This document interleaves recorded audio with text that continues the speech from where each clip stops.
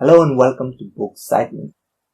In this video, I'll talk about the 5 key ideas from the book Atomic Habits by James Clear.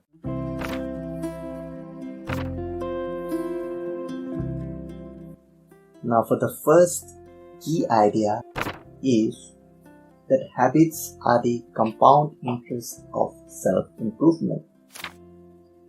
If your goal is personal development, then habit is the one thing that is not dismissible.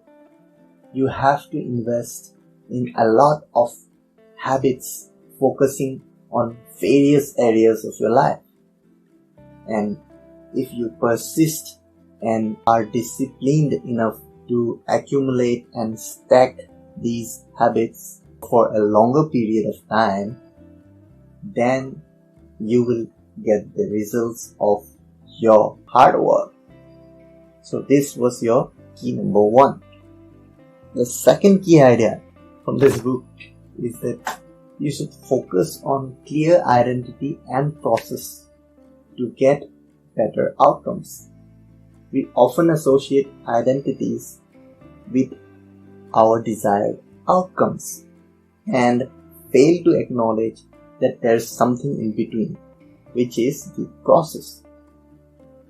To give you an example, we like to believe that a writer is someone who works effortlessly, who publishes books after books because he's a writer, and he does it because he never struggles to sit down and write. That's what we believe, because we are perceiving a wrong identity. Therefore, we tend to believe and say to ourselves that I cannot write a book because I am not a writer that works effortlessly. So this is the problem that challenges you in your journey of changing your habits, because we tend to perceive a wrong identity and we tend to forget that there's something behind that outcome which is very important, and that is the process. Moving on to the third key idea. The third idea is that the cycle of behavior, when repeated, forms into a habit. Now, a behavior plays a major role in our life because it solves the problem that we have in front of us, and when we solve this problem by behaving in that particular way, and when we repeat it frequently, it becomes automatic subconsciously and transforms into a habit. Now, let us understand the cycle of a behavior. The cycle of behavior consists of the problem phase and the solution phase. Cue and craving comes under the problem phase, and response and reward lies under the solution phase. Now, to make you clear, let's consider an example. There is a dark room and you are unable to see and navigate through the room. What you do by habit is that you switch on the bulb and you get to see. Now this is a habit. In this example, the cue is you entering the dark room, and the craving is that you want to see what's in the room and navigate there. Okay? Now, you switching on the bulb is the response, and the satisfaction that you could see what's in the room is the reward. Now, for the most part of your life, you have been switching on the bulbs for, I guess, 1,000 times. Therefore, it has become a habit for you. So you must remember that the behaviors that we do are often to solve a solution that we are facing at that particular moment. This was key idea number 3. So the fourth key idea that we have is that build better habits using the 4 laws of behavior change.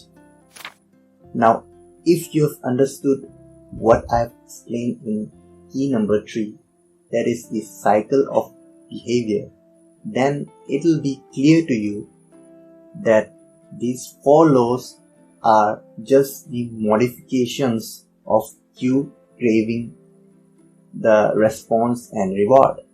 The first law is make it obvious. Now, what do you make obvious? You want your behavior to be obvious so that you will know that it is the time or it is the place for you to practice your habit. The strategy number 1 that you could use is you schedule a day, time and place for your new behavior.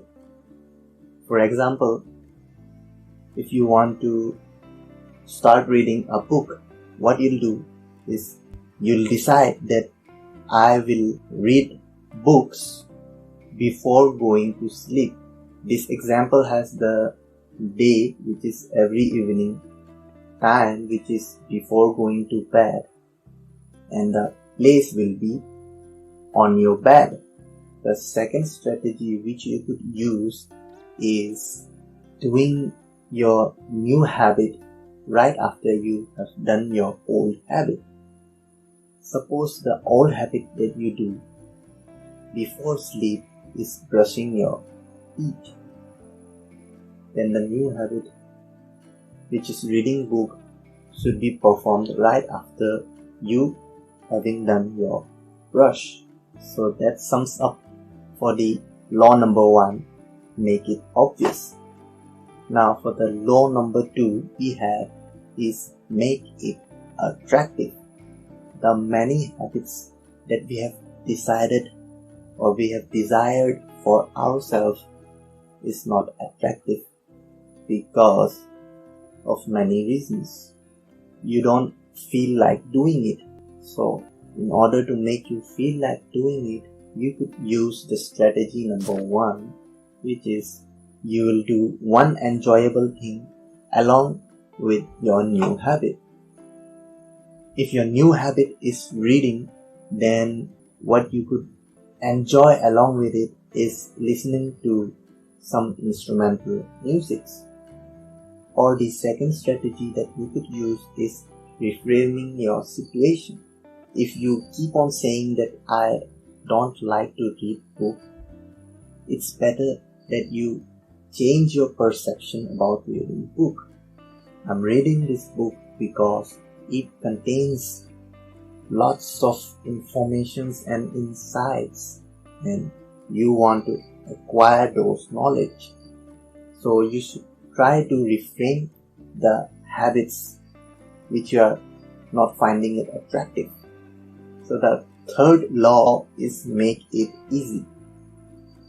Why do we want to make it easy? The main idea behind making it easy is that we want to perform that behavior or that habit once, and if we could do it once, we can be sure that we will repeat it more. So if you're finding it hard to do a habit, use this law, make it easy.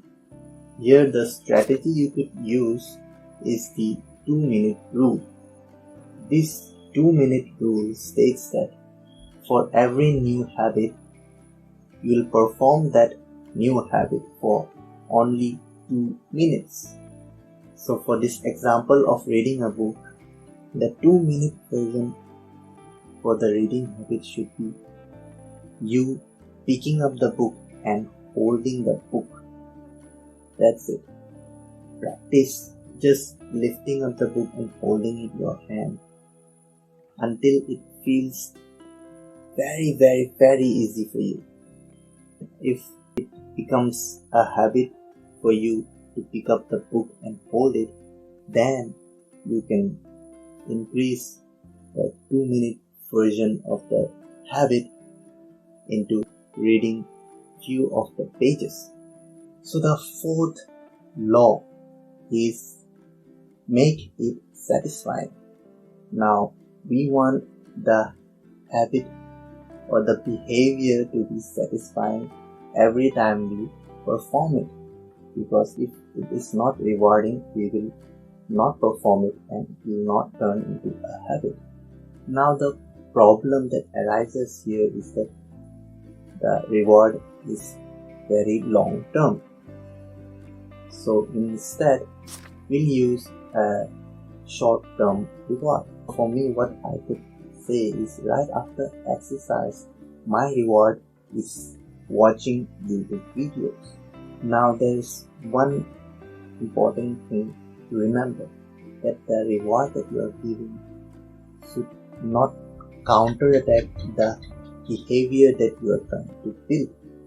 So what I mean is, if your new habit is to stay fit and healthy, your reward after exercise should not be eating chips and chocolates.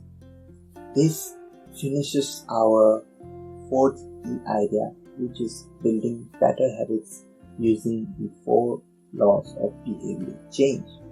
The fifth key idea and the last idea of this video is that mastery requires deliberate practice.